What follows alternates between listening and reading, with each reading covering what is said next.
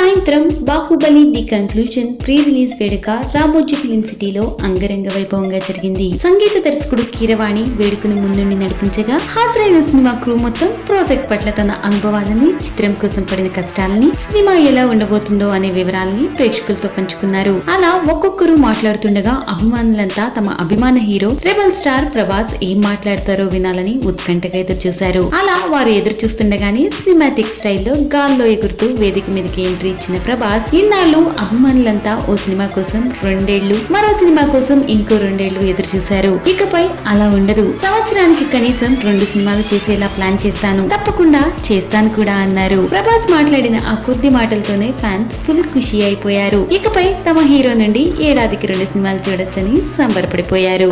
Please subscribe Filmy Events. Filmy Events.